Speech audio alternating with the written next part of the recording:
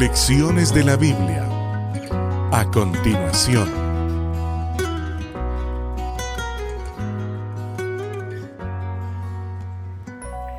Bienvenidos al repaso número 9 de nuestra lección de la Escuela Sabática titulada Para servir y salvar.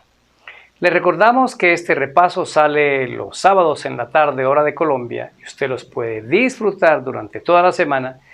Y es importante que aparte de este repaso se vea el repaso diario. Hay algunos que no están viendo el repaso diario. Es importante que lo vea porque decimos cosas complementarias distintas al panorama general que nos ayude a tener un repaso más organizado y ustedes y yo podamos entender la palabra del Señor. El texto central estuvo en Isaías capítulo número 42, versículo 1. He aquí mi siervo, yo le sostendré, mi escogido en quien mi alma tiene contentamiento. He puesto sobre él mi espíritu, él traerá justicia a las naciones. Quiero tener una pequeña parte andragógica para comenzar el tema, ayudándonos a cómo estructuro la lección de escuela sabática, y eso no es un secreto para nadie. Antes de que lo haga, sí es muy importante que usted se lea los textos de referencia. ¿Cuántos? Todos. Hay gente que estudia la lección y tienen 5 o 6 textos y leen uno, no, ya lo leí. Léalos todos, son textos de referencia. Brindan una información completa. Así que los textos completos son Isaías capítulo 41, todo el capítulo. Isaías 42, del 1 al 7. Luego hay una lectura larga de Isaías 44, 26 a Isaías 45, 6. Y el cuarto de referencia es Isaías 49, del 1 al 12. ¿Qué hacer? Punto 1. Lo primero que hay que hacer es leerse todos estos textos 2 veces. 2 veces. Si usted lo lee 2 veces va a tener la información completa. Yo sé que el Espíritu Santo va a comenzar a obrar en su mente y va a poder pasar fácilmente al paso número 2. El paso 2 es busque una conexión entre ellos, entre los textos que acaba de leer. ¿Por qué el autor los puso? ¿Qué se estaba diciendo del tiempo, del cumplimiento de estos textos? ¿Qué pasó en ese momento? ¿Cuál es la realidad histórica? Para que todos podamos entender qué está pasando en los textos, pero trate de hacer una conexión entre uno y el otro. Porque de esta conexión me salió el punto 3 y es la estructura. Arme una estructura de 3, máximo 4 puntos. A mí me gusta estructuras de 3 puntos porque me da el tiempo para explicarlo. Y luego explico la lección en estos 3 puntos. Una nota aquí. La estructura no es una estructura ideal, es la suya. Si hay 1.000.000 de maestros queriendo estudiarla, pues van a salir 1.000.000 de estructuras distintas. ¿Por qué? Porque la gente que se va a sentar a oírte, todas tienen necesidades diferentes. Así que no todos tienen que dar el mismo repaso, o no todos tienen que hacer énfasis en todo. Es que aquel maestro se le olvidó hacer énfasis en tal cosa. No, Dios va guiando a cada uno para las necesidades de los que los están oyendo. Así que esa estructura es suya, aprópiese de ella, siéntase tranquilo y tranquila de que hizo bien su estructura. Yo he elegido 3 temas en esta estructura después de leer los textos y después de encontrar conexiones entre ellos. La primera es la seguridad de Dios para Israel. Esa la saqué del capítulo 41. Así está el título en negrilla. Dios le da la seguridad a Israel de que lo va a liberar, que va a estar con él. Y la segunda es la obra del Mesías. Detalla bien cómo sería ese siervo, pero se lo pegó a Ciro, un rey pagano. Ahí vamos a ver por qué. Y la tercera, la obra de Israel como siervo del Señor después de haber sido liberado, que de principio lo vi y dije, debe ser exactamente la misma obra que Dios le pide a la iglesia que haga en estos tiempos, porque Israel anuncia la venida del Mesías en su primera venida. Israel, en lugar de terminar la obra, mata al Mesías, entonces Dios llama a la iglesia y ahora la iglesia tiene que cumplir con esa labor. Comencemos. La primera parte. Estamos en el capítulo 41 del libro de Isaías y es la seguridad de Dios para Israel. Noten qué texto tan interesante en el 41:2. ¿Quién despertó del oriente al justo? Lo llamó para que le siguiese. Entregó delante de él naciones y le hizo enseñorear de reyes. Los entregó a su espada como polvo, como hojarasca que su arco arrebata. ¿De quién está hablando aquí? Bueno, está hablando a alguien que va a venir a liberar a Israel, ¿sí? Que lo llama del oriente y le agrega un detalle en el 41:25. Del norte levanté a uno y vendrá del nacimiento del sol, y invocará mi nombre y pisoteará príncipes como lodo y como pisa el barro el alfarero. Bueno, ¿a quién se está refiriendo? Habla de la obra del Mesías. Todo el centro del libro es la obra del Mesías. Pero aquí lo que está diciendo el Señor es que le da una seguridad a Israel de que lo va a liberar y acompañar. Cabe recordar que estos textos tendrán cumplimiento 120, 130 años después de lo que se está escribiendo. Y aquí ya nos habla de que alguien venía a liberarlo.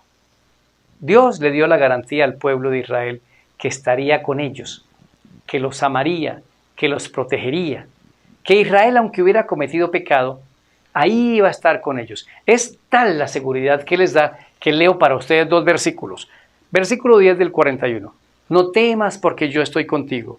No desmayes porque yo soy tu Dios que te esfuerzo. Siempre te ayudaré, siempre te sustentaré con la diestra de mi justicia. La diestra, la derecha, la que más tiene fuerza en la mayoría de la gente, porque somos más los derechos que los zurdos. Yo te sostengo con la que más tiene fuerza. Versículo número 13. Porque yo, Jehová tu Dios, quien te sostiene de la mano derecha, te dice, no temas, yo te ayudo. Miren esta ilustración. Israel está cautivo en Babilonia. Entonces, de Judá, de Jerusalén a Babilonia fueron llevados los cautivos. ¿Cómo fueron liberados? Porque dice, del norte levanté uno que vendrá del nacimiento del sol, o sea, del oriente. Bueno, los medos están al norte de Babilonia y se vienen, pero se dan cuenta que estratégicamente lo mejor es no llegar por el norte. Dan la vuelta por el oriente hasta llegar a Babilonia, a donde está el río Éufrates. Lo secan y por ahí entran. Esta representa la obra del Mesías. Ciro lo hizo así. Pero el Mesías es Cristo y Cristo vendrá del norte. ¿Qué es el norte? Isaías capítulo 14. El norte es el trono del Señor. Sobre los lados del norte me voy a sentar. Ahí voy a poner mi trono. Arriba. Y el oriente, ¿qué significa? Vamos al libro de Ezequiel capítulo número 43. Porque cuando se habla del oriente es un lugar muy específico para algo que hace la gloria de Dios. 43:2. He aquí la gloria del Dios de Israel que venía del oriente. Su sonido era con el sonido de muchas aguas y la tierra resplandecía a causa de su gloria. Todo esto se cumplió. Ciro vino del norte, entró por el oriente y liberó al pueblo de Israel.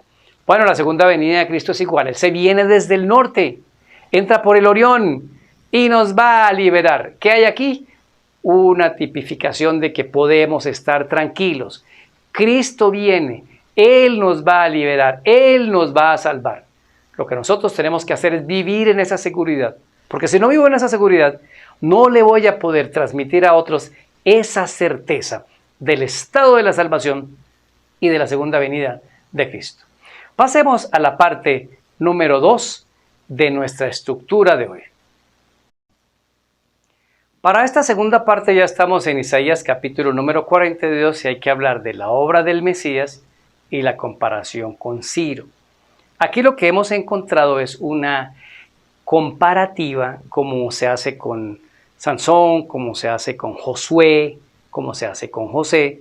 Son tipos de Cristo. Ciro es usado como un tipo de Cristo. Así que si encontramos detalles aquí, podemos ver cómo el cumplimiento de la profecía fue totalmente exacto. Voy a leer de Isaías 42:1. He aquí mi siervo, yo le sostendré, mi escogido, en quien mi alma tiene contentamiento. He puesto sobre él mi espíritu, él traerá justicia a las naciones. ¿De quién está hablando aquí? Por supuesto está hablando de alguien superior, pero utiliza un ejemplo humano para que la gente lo pudiera ver. Ese es Ciro, Isaías 45. Versículo 1. Así dice Jehová a su ungido. La palabra ungido es lo mismo que la palabra Mesías.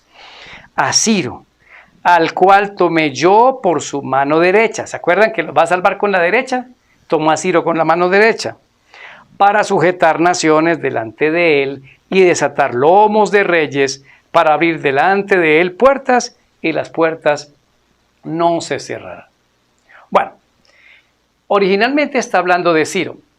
Recuerden que aquí esto está sucediendo 100 y pico de años antes de que Ciro nazca, antes de que los lleven cautivos a Babilonia.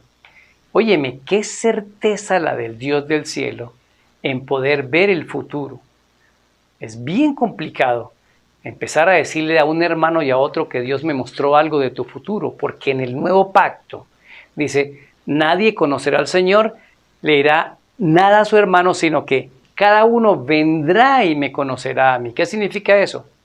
Que aunque yo le comparta el evangelio a otra persona, ese encuentro personal debe ser íntimo, el de cada uno. Pero Dios lo anunció desde mucho tiempo antes. Vendría alguien llamado Ciro y los libertaría. Cuando Ciro entra a Babilonia, los judíos sacaron los rollos del libro de Isaías y le dijeron, Señor, nosotros ya sabíamos que usted iba a venir. Y usted es el ungido. Usted es una señal del Mesías. Porque usted vino desde el norte, entró por el oriente y es el libertador de Israel. Algún día vendrá el Mesías y nos va a liberar igual como nos liberó usted. Y ahí Ciro recibe un testimonio del poder de Dios. Porque su nombre, la mamá de Ciro y el papá de Ciro no sabían que tenían que ponerlo con ese nombre. Pero Isaías habla del nombre de Ciro. Esto nos da una seguridad tremenda. Ahora hagamos la aplicación, porque lo importante no es Ciro. Ciro es una figura histórica y me sirve como un ejemplo y como un modelo de que Dios puede cumplir su palabra. Ahora, ¿qué es lo importante aquí? Aquí dice que de Ciro se dice algo que se dijo en el futuro de Cristo. Mi alma en él tiene contentamiento. Hay dos ocasiones en los evangelios en la que el Padre Dios habla así de Jesús. Su bautismo, sale Cristo del bautismo y dice, este es mi Hijo amado, en él tengo contentamiento. ¿Qué significa eso? Oye, ese es mi hijo lindo, precioso, y él me hace feliz porque hace mi voluntad. Eso es lo que significa ese texto. Y luego en el monte de la transfiguración repite lo mismo. Este es mi Hijo amado, en él tengo contentamiento. Cristo se gozó en hacer la voluntad de Dios. Y las características de ese Jesús pueden ser nuestras características hoy. Así que ahí en esos textos se habló del siervo de Jehová. Ciro es un tipo, pero Cristo cumple perfectamente con la profecía, porque el centro de la profecía es Cristo Jesús. Pasemos entonces a nuestra tercera parte. En la tercera parte vamos a hablar ya del capítulo número 49 del libro de Isaías, y es la obra del siervo de Jehová. ¿Qué es lo que ocurrió? En el 41 dice, tranquilos, ya sabemos que ustedes van a ir cautivos a Babilonia, ¿ok? Cuando estén cautivos en Babilonia, yo no los voy a olvidar. Yo los voy a sacar de ahí y voy a usar un libertador. Y ese libertador va a permitir que ustedes regresen a Jerusalén, reconstruyan las murallas, reconstruyan el templo, vuelvan a poner los servicios del templo que le recuerden a todo el mundo la venida del Cordero para morir por ustedes. Pero necesito que me hagan un favor. Cuéntenlo eso a la tierra, porque cuando ustedes lo cuenten a las naciones, se va a cumplir lo que Dios le dijo a Abraham. En ti serán benditas todas las naciones de la tierra. No en Abraham, porque Abraham se murió. En la simiente de Abraham. Cristo viene de la simiente de Abraham. Y es en Cristo donde serán benditas todas las naciones de la tierra. Ahora, si Israel no cumplía con esa tarea, de nada iba a servir. Bueno, la historia dice que Israel no cumplió bien la tarea. No la cumplió. Le tocó al Señor llamar a los discípulos, fundar la iglesia, y en el año 34 Israel termina su tarea, no quiso hacerla, y Dios puso a la iglesia. Eso es muy importante por una razón. Porque necesitamos asumir la responsabilidad de la tarea que Dios nos dio. Hay gente que no está siendo responsable con esto. No lo predican a nadie, viven en su comodidad, solo ven ahora por la vía virtual las cosas, pero no mueven un dedito, ni el más pequeño, para comprar un libro, comprar revistas, regalarle a otros, hablar con un vecino, poner una plataforma para hablar de Jesús o hacer algún ministerio que cumpla con la tarea que debe realizar la iglesia. Les voy a desglosar lo del capítulo 49, cómo Dios se lo dijo a Israel y es una promesa para nosotros. Porque si no lo cumplió en Israel, yo no voy a estar esperando que el Israel de hoy lo cumpla. Ellos ni siquiera están esperando un Mesías. No aceptan a Cristo como Mesías. Así que, ¿qué le dio y le dijo Dios a ese Israel que ahora le corresponde a la iglesia? Miren qué estructura tan bonita en el capítulo 49. Versículo 1. Yo te escogí desde el vientre. No importa cómo te procrearon tus padres. No importa, pero yo te escogí desde el vientre para ser un siervo o una sierva para mí. Precioso. Versículo 2. Para que puedas hacer esa tarea te voy a dar una espada en tu boca. La espada es la Biblia. La Biblia la coloco en mi mente y cuando yo la coloco en mi mente el Espíritu Santo habla a través de mí. Por eso no predicamos el Evangelio a otros, porque no accedemos a la palabra de Dios. Pero dice, tranquilo, tranquilo, yo pongo esa espada en tu boca. Usted solo lea que yo se la pongo en la boca. Señor, ¿y cómo lo vas a hacer? Versículo 3. Te doy mi gloria. Mi gloria va delante de ti. Así alumbrará tu luz delante de los hombres. Y cuando vean mi gloria en ti, glorifican al Padre que está en los cielos. Nos ha sido puesto en bandeja de plata esta obra de la testificación. Versículo 4. Trabaja. Trabaja en esto que hay recompensa. Hay un premio. No te fatigues. Dale. El camino es estrecho. El camino es angosto. El camino es hacia arriba. Pero lo vamos a lograr. Y vamos a llegar. Versículo 6. Al hacer estas 4 cosas, vea. Yo te escogí. Te doy la espada en la boca. Yo soy tu gloria que va delante de ti. Y si trabajas, serás la luz de las naciones. Serás luz para las naciones. Y esta es una tarea que todos debemos cumplir. Versículo 7. Producto de ser luz a las naciones, se convertirán los reyes y los príncipes adorarán a Dios. Nabucodonosor es un ejemplo de ello. Nabucodonosor acepta a Dios y escribe el capítulo 4 del libro de Daniel que podríamos leer. Hoy podemos ir a muchos presidentes, dignatarios. Ellos necesitan del amor salvador de Jesús. Versículo 8. Si todos lo hacen, restaurarán la tierra. El moderno Israel, el nuevo Israel, el Israel espiritual que es la iglesia. Y finalmente, versículo 12. Todos vendrán de lejos y se juntarán. Eso me hace acordar de Mateo 25. La gloria de la venida de Cristo. Y dice, los ángeles recogerán a todo el mundo, a las familias y las van a unir en un solo lugar para recibir la venida de Jesús. El tema de la semana fue servir y salvar. Esa es la misión de la iglesia, esta es tu misión. Servir, salvar. Por eso te voy a pedir que hagas un ejercicio. Escribe en una hoja, hoy aprendí qué. Y escriba 4 aprendizajes. Y ahora toma esos aprendizajes y di, Señor, ayúdame con esto a empezar a hacer una obra para servir y salvar. Soy Daniel Herrera y deseo para todos un día lleno de bendiciones.